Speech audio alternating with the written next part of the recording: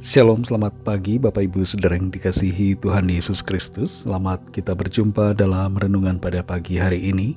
Doa dan harapan saya saudara semua ada dalam keadaan yang baik, sehat, penuh sukacita, dan berlimpah berkat Tuhan. Sebelum kita mendengarkan renungan firman Tuhan, mari kita berdoa. Bapa, dalam nama Tuhan Yesus Kristus, Tuhan dan Allah kami yang hidup, yang berkuasa, yang menyertai kami dimanapun kami berada. Kami bersyukur untuk kemurahan-Mu dan penyertaan-Mu. Kami boleh ada lagi saat ini. Kami percaya itu semua kebaikan Tuhan. Dan Tuhan punya rencana yang baik buat kami. Saat ini kami mau mendengar sabda firman-Mu.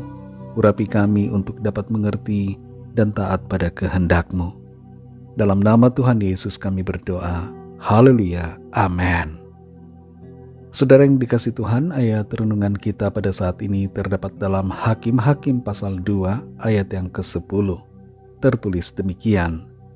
Setelah seluruh angkatan itu dikumpulkan kepada nenek moyangnya, bangkitlah sesudah mereka itu angkatan yang lain, yang tidak mengenal Tuhan ataupun perbuatan yang dilakukannya bagi orang Israel.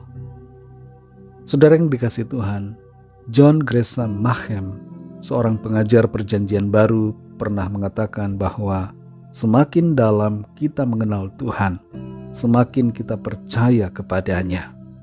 Sebaliknya, semakin besar kemajuan kita dalam bidang teologi, terkadang membuat iman kita malah menjadi kekanak-kanakan. Belajar teologi itu baik, tapi lebih penting daripada itu belajarlah untuk mengenal Tuhan secara pribadi. Miliki persekutuan dengan Dia.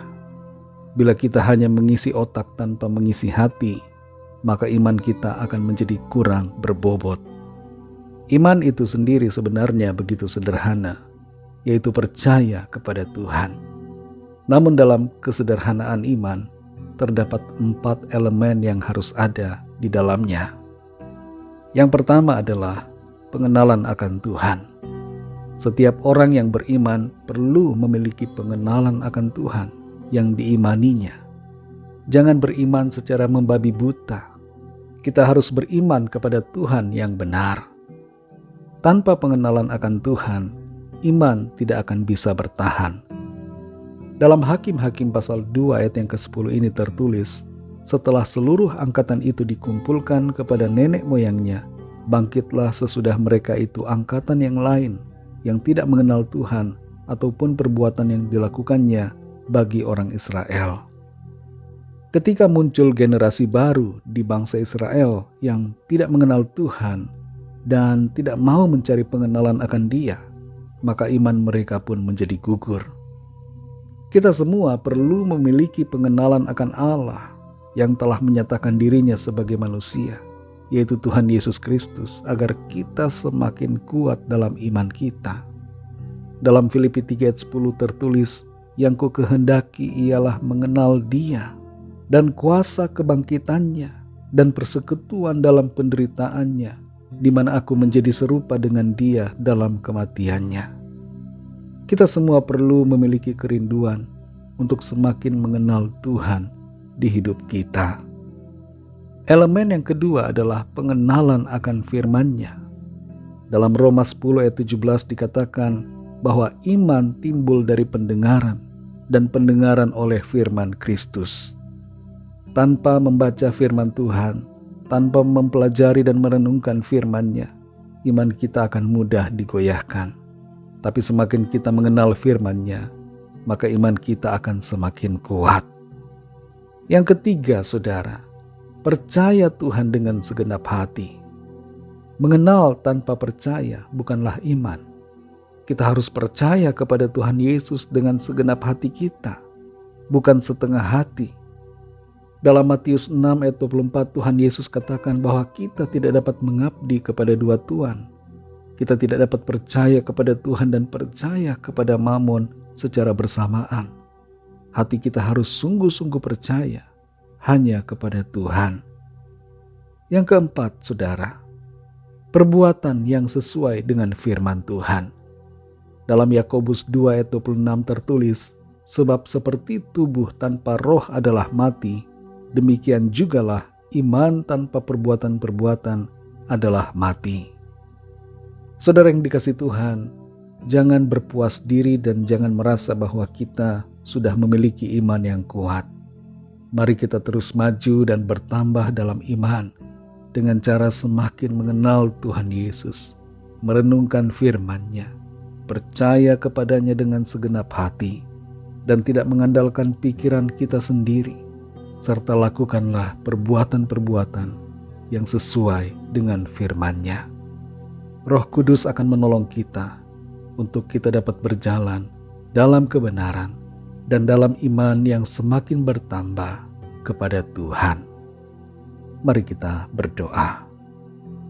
Terima kasih Tuhan Yesus, kami mengucap syukur kepadamu Bapa karena berkat firman-Mu yang sudah kami dengar.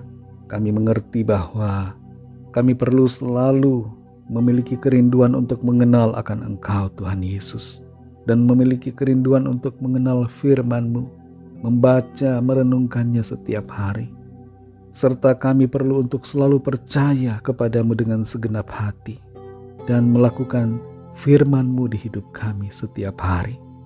Tolong kami Tuhan, mampukan kami untuk hidup sesuai kehendak-Mu, hidup dalam iman yang benar, yang seturut dengan apa yang Tuhan inginkan. Mampukan kami ya Roh Kudus, dan tuntun kami selalu. Berkatilah kami di sepanjang hari ini dalam segala tugas aktivitas kami. Pimpin dan sertai kami, agar apapun yang kami kerjakan dan lakukan, semuanya menyenangkan hati Tuhan. Kami bawa kepadamu setiap pergumulan kami masing-masing, setiap permohonan doa yang disampaikan, agar tangan Tuhan menjamah, menyembuhkan, memberikan kelepasan, kekuatan, pemulihan, jalan keluar yang ajaib, dan mujizat-Mu yang heran bagi setiap kami. Terima kasih ya Bapa. Kami serahkan semua ke dalam tangan kasih-Mu. Dalam nama-Mu yang kudus, nama Tuhan Yesus Kristus, kami sudah berdoa dan mengucap syukur. Haleluya. Mari sama-sama kita berdoa, doa Bapa kami. Bapa kami yang di sorga, dikuduskanlah nama-Mu, datanglah kerajaan-Mu, jadilah kehendak-Mu di bumi seperti di sorga. Berikanlah kami pada hari ini makanan kami yang secukupnya, dan ampunilah kami akan kesalahan kami, seperti kami juga mengampuni orang yang bersalah kepada kami. Dan janganlah membawa kami ke dalam pencobaan, tetapi lepaskanlah kami daripada yang jahat, karena Engkaulah yang mempunyai kerajaan, dan kuasa dan kemuliaan, sampai selama-lamanya. Amin. Terimalah berkat Tuhan. Tuhan memberkati engkau dan melindungi engkau. Tuhan menyinari engkau dengan wajah-Nya dan memberikan kasih karunia. Tuhan menghadapkan wajah-Nya kepadamu dan memberikan damai sejahtera. Berkat anugerah dari Bapa Surgawi, kasih karunia dari Tuhan Yesus Kristus, dalam persekutuan dengan Roh Kudus, menyertai kita semua, sekarang ini dan sampai Maranatha, Tuhan Yesus datang kembali, dan bahkan sampai selama-lamanya. Dalam berkat nama Tuhan Yesus Kristus, haleluya, amin.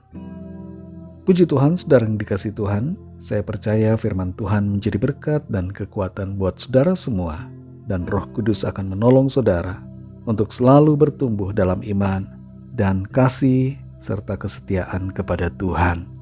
Tuhan Yesus memberkati saudara semua. Sampai jumpa dalam renungan yang berikutnya. Haleluya.